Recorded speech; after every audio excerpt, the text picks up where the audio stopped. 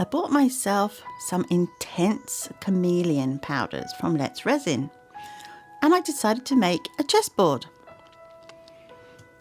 And here I am trying to show you how important it is to get the powder in all those little nooks and crannies, and you will see why in a moment. This used up quite a lot of powder because I couldn't get perfectly complete sets. So I had to do them in bits and pieces because I was determined to get them all as perfect as possible. And this is because the very first set I made, as an experiment using the powder, I discovered that sometimes when you put the resin in, it doesn't go up to the mica powder. So it creates a void. And that sort of shelf thing that goes around the top of a lot of these pieces, that piece there, put the mica powder in, but the resin doesn't go in there.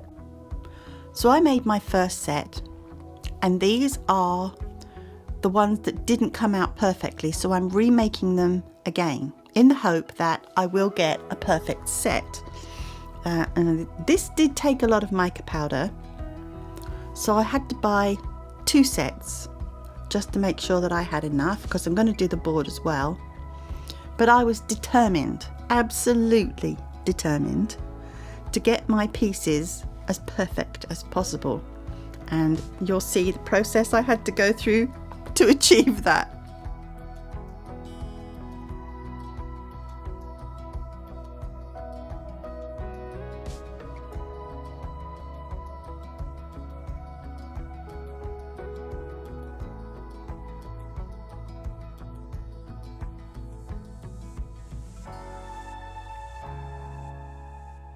I mixed up my resin in small batches because I didn't want it to harden before I had a chance to use it, because I'm trying to really work the resin in, hopefully, as I said, to get as perfect pieces as possible.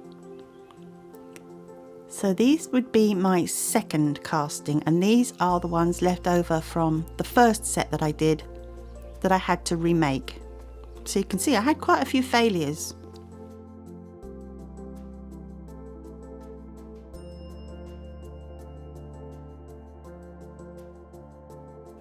And I really love these intense chameleon colours. You get 5 colours. You get the blue, the green, there's a black cherry, a gold and a maple, which is more like a sort of a bronzy colour.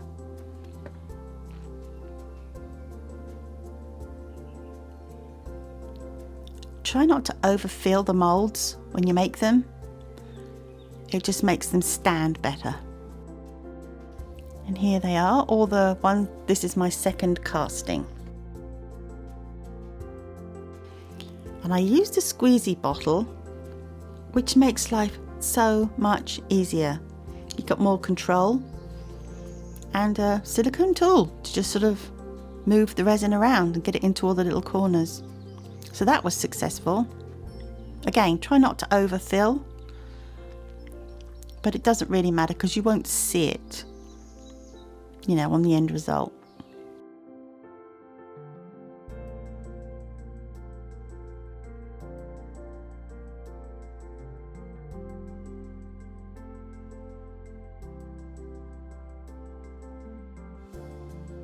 So just putting my chessboard on my level surface and continuing to fill in.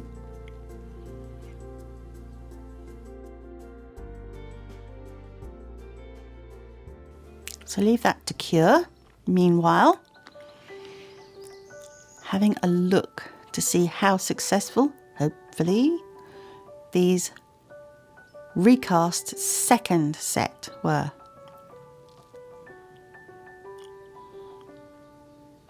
This is a pawn, and when I saw that powder there, I knew it was a failure because obviously the resin hasn't gone in there, it's just powder, so there was a bubble. And this ridge is the most troublesome on all of them, particularly the pawns, because it's so thin. So I remade a lot of pawns. Yeah, this was a labour of love. Most definitely.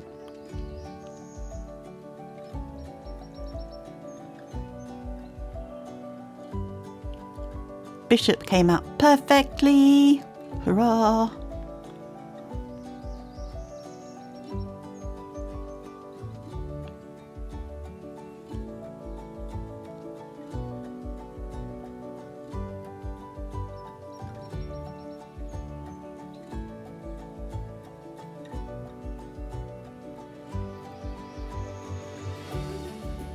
Again, there's powder, so another failure on the pawn.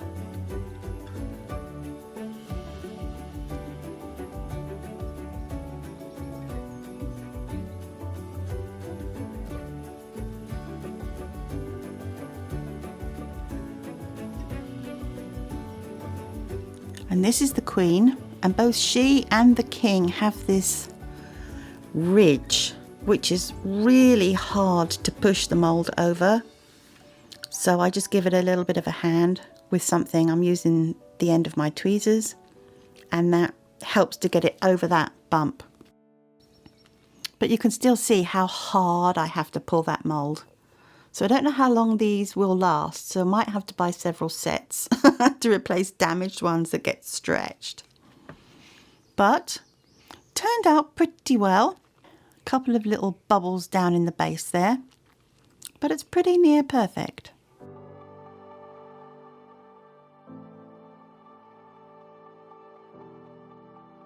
Now this set is the third try of all the failures that I had, and as you can see, it's the same ones more or less.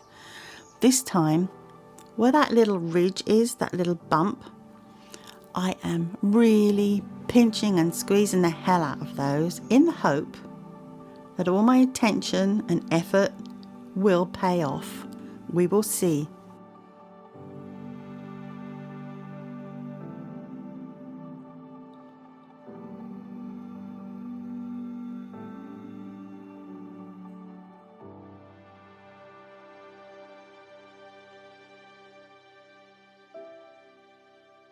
Okay, and back to the board. I found these little makeup sponges quite useful for spreading the powder around, and I also use little makeup brushes too. I found the combination of using both of them was quite efficient, so that's what I did. Sorry about seeing the top of my head. I was just trying to check and see that the side that faces away from me was covered, because I can't see it.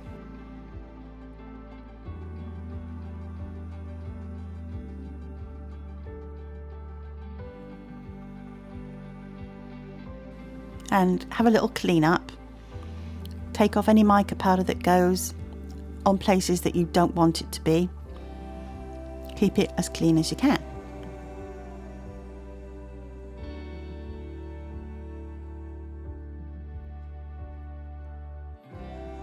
And the blue there, see, it looks blue, and as I slowly turn it, it goes purple. And I didn't realise that until I saw it on camera. I think it's because on the pieces they are 3D and they're blue and the light hits them differently. But when you apply these colours, maybe because they're intense, the blue actually looks purple because it's on a flat surface. Yeah, intriguing.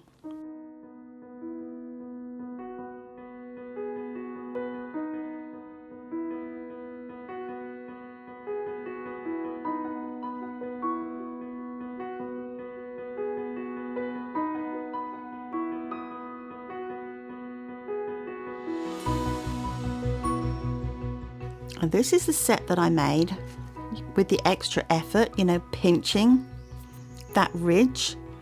See if it's paid off now. And no, the bishop hasn't. Not that one anyway. But the blue one did. So it's very hit and miss. And sometimes when you pull the mould off the bishop, the little bit at the top comes off in the mould, so you have to be so careful. So I had a perfect pawn, but of the 3 bishops I made, you can see I only got 1 out of 3. So yeah, I just kept making them until they were all as perfect as I could possibly get them.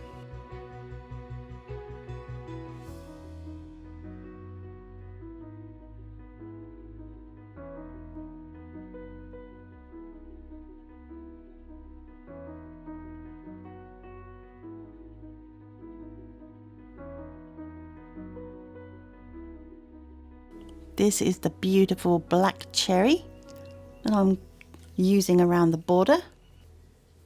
And I've used all sorts of chameleon colours before, but never intense. And they really are intense. They are stunning. The colours are stunning to use.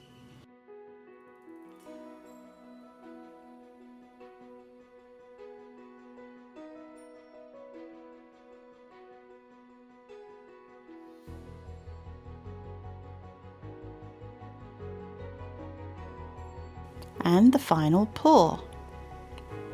Yeah, it's surprising how much this chessboard uses. I mixed up 24 ounces there. You can see I used nearly all of it, so takes a lot. Plus all the recasting of the pieces as well. I don't know how much that was because, as I said, I did it in batches. A little bit of heat gun to encourage the resin to go in the corners and up to the sides. Leave it to cure. So, this is the moment of truth, the unmoulding of the board, and I'm very excited to see how this turned out. I want to see how those flecks look in the design where they run through the middle of the board. Oh, yeah, that worked out very nicely. So all my effort on the board has really paid off, and I love this effect.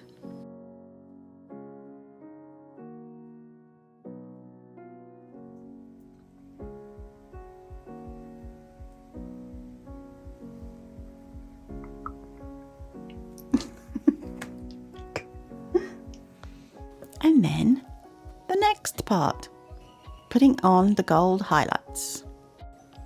Now I use this method quite a lot, and I usually mix acrylic paint with a similar matching mica powder just to thicken it up a bit, to help it dry and to help it spread around. You don't want it too thin, so I thicken it up, make it more of a paste. And then I do this. And you can see that last layer that I poured on down the middle. It's the rose gold and gold flecks in it, and that's where the pieces will play. I just wanted it to be something different in the sort of play area.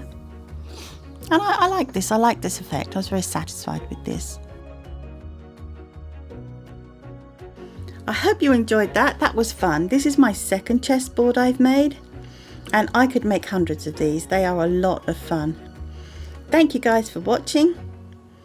Don't forget to subscribe, like, and hit that notification bell. Till next time, bye for now.